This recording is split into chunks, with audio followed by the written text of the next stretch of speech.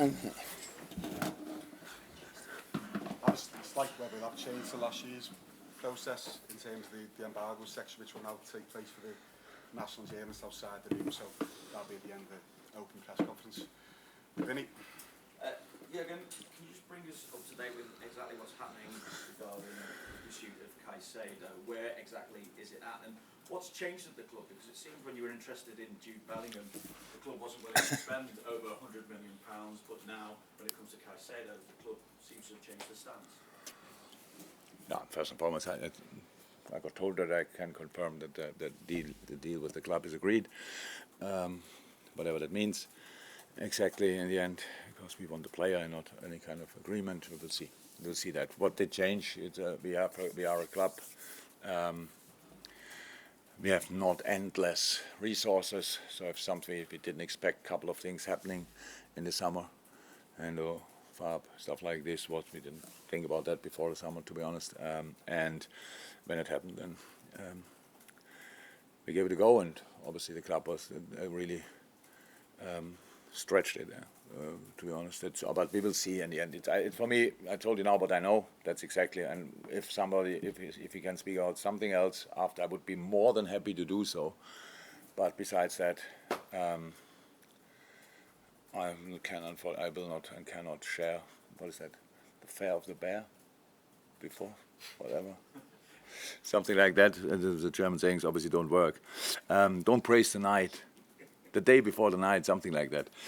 So let's see what happens, and then we go from there. I have to check though. Is he due for a medical here today? Or? I cannot tell you. I don't know. If you are to seal a deal for Caicedo, will that be effectively it then for the transfer window? But are you still interested in Lavia, or would you be looking to strengthen elsewhere? Let's talk about that if these kind of things happen. It's nothing. I really can say about that. That's the truth. So let's do it step by step. Let's see what happens in the next hours or days, and then let's go from there. We have enough time to talk about all that then. I take it then it's not a distraction ahead of a massive game at the start of the season against Chelsea? No, one has nothing to do with the other, obviously. We prepared the Chelsea game already for a while. That's clear. And no, there's no distraction. Do you know, just finally from me, exactly what to expect against Chelsea, because the change of manager, and we touched on it a little bit earlier on, we don't quite know what the Pochettino effect is going to be. Yeah, no, of course not. We don't know that.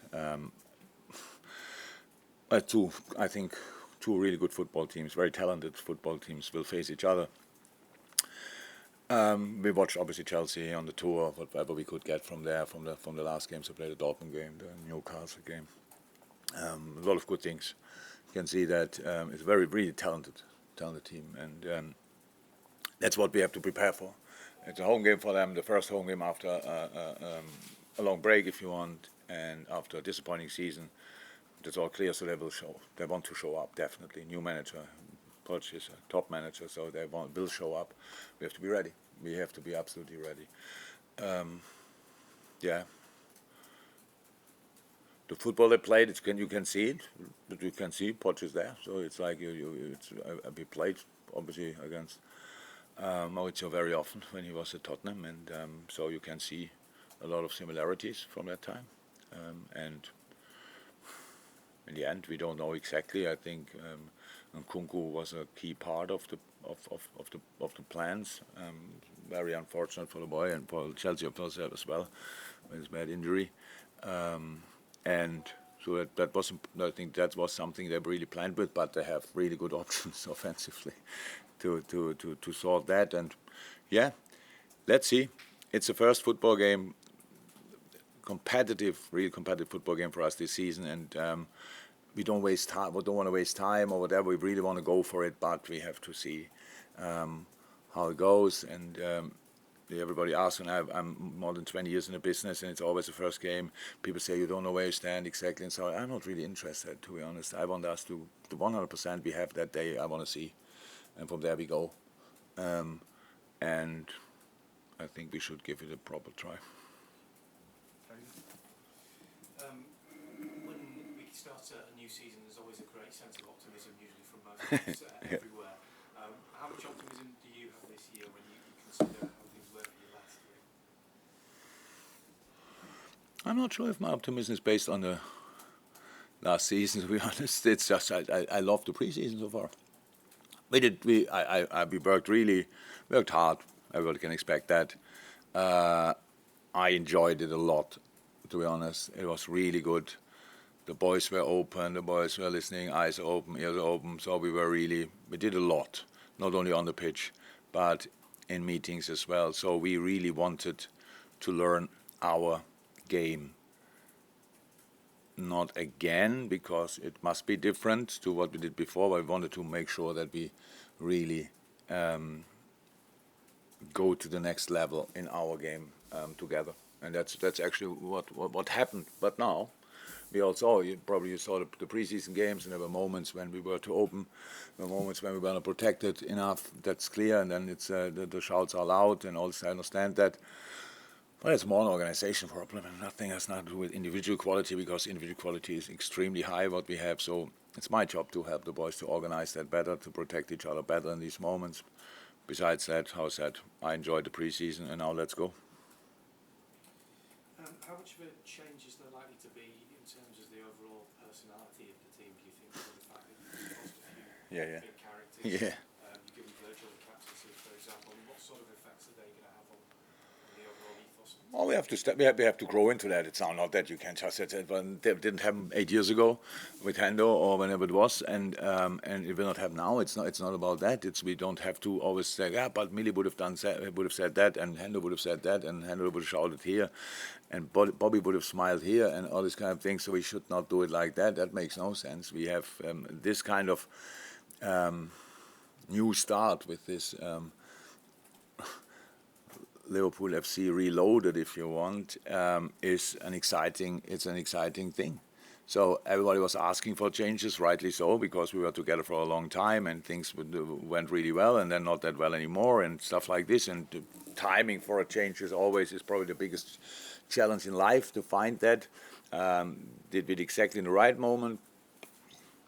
Difficult to answer, but now it happened. And that's good. It's a new chance for everybody. Everybody has to step up, the new leadership group, and not only them. So if you look at the players who are not in the leadership group but have all you need to be a leader, it's absolutely exceptional. Absolutely exceptional. The new boys are great. Cody, Dom, 22, captain of Hungary, Maka, outstanding. So these boys, they are there as well. We all share responsibility, and it's not that we should give ourselves too much time to grow into it. It's just, let's do it. Let's take the responsibility and go from there. And don't try to be like somebody. Be the best version of yourself, and then you have a good chance to help the team in the best possible way. And that's exactly where we try to help the boys. Mike?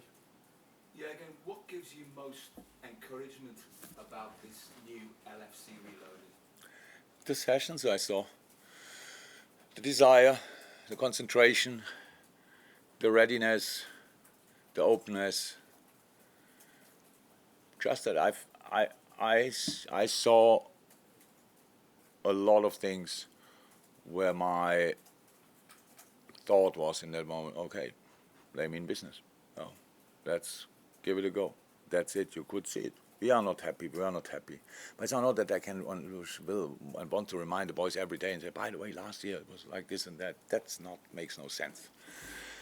But it's deep inside. It's there anyway. It's anyway there. So we want to show up, and it's we have absolutely we have in a few weeks' time, whenever the draw is, and we are really happy to play European League. But of course, we want to be Champions League a year after. So there are two possibilities: you qualify for the Champions League or you win the European League. So both is pretty difficult, but both we should give a try for both, I would say, and then we will see if we can do it or not. So. We have targets, a lot of targets. We are highly motivated, and how I said, my good feeling is based on the things I saw and the things we did during the preseason. You've always been very passionate about player welfare. How difficult and how much pressure is it going to put on players now, this new IFAB directive that's been taken on board by the Premier League, in terms of added time, and we're talking about games being over 100 minutes, and it might be watered down as the season goes on. We don't know that, but if it isn't, it's going to mean an extra sort of 5 or 6 games per season. It's difficult. Difficult to answer. So I know where you're coming from. We have a 90-minute game, and then you have a net game time, ball in play between 50 and 55 minutes and stuff like this. And everybody could ask, okay, where's the ball the other time? So, and there are obviously moments where the ball is out, and that's part of the game, and that's completely fine. But how much do we have to extend that in these moments, stuff like this? So in the end, we probably, if we can get to 55 to 60 minutes ball in play, we will see. But it means that doesn't sound too difficult, I have to say. When I speak about player welfare, I speak about that in general, we have too many competitions, we have too many games in general now, but having 3 or 4 minutes a game, more ball in play, I can see it now that it will make a massive difference. We will see that there will be a massive difference in the end of if you have 10 minutes extra time. Imagine that, 90 minutes played, it's 0-0 or whatever, or 1-0 down or whatever, and then you see 10. That gives a boost. That will be intense, stuff like this. Everybody will go for that. So that will be interesting to watch. I don't know yet exactly how influential that will be. We will see that. But I understand where they are coming from. It's always like I think time wasting got too much in the last years.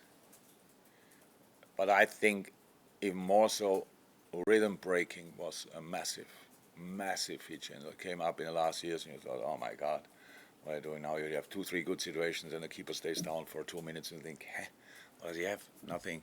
So it's difficult to judge in these moments, obviously, but that got more and more.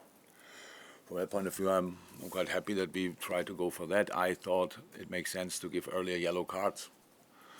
You don't want to have a yellow card for time wasting, so, and especially not after 15 minutes or whatever. So that's clear, you might not do it then.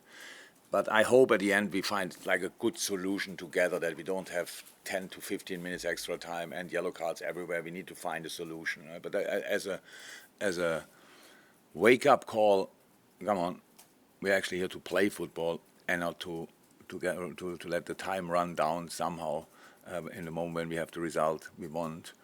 I think from that point of view, I rather think it's good. But again, more football is really difficult to take in, because we are on the edge. There's no doubt about it. There's no doubt about it. Each other sports person I know, with the football people and football fans, are like, how about I do this, they do that, they earn this and that. It has nothing to do with it.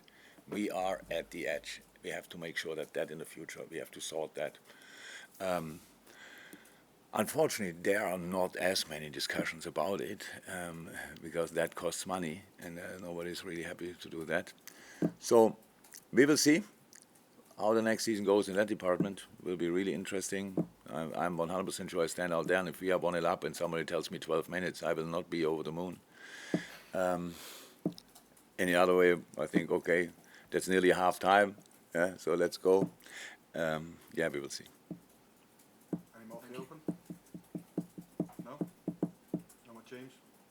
Jurgen, just on the transfers and the way the prices have gone up. A number of years ago you said you could never envisage spending like 100 million on a player. Has your stance changed because of the realisation you have to do that at times? Everything changed, Everything changed then. And obviously, do I like it? No. But did I realize that I was wrong? Yes, definitely. That's the way it goes. It's not great.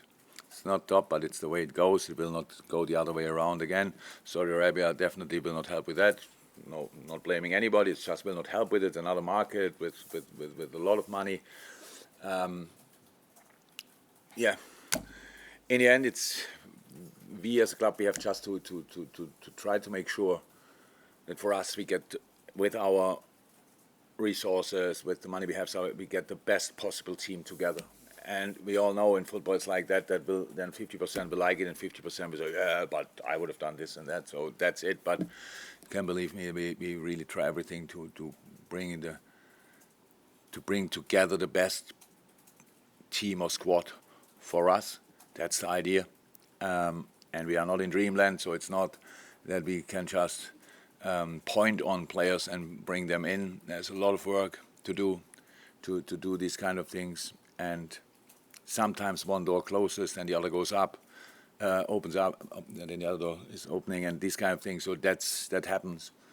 But yes, if people want to throw my quotes from, I'm not sure, 5-6 years ago, absolutely no problem. I was that day. That's what was that day what I thought, and I realize now I was wrong. So it's easy to admit that. Thank you.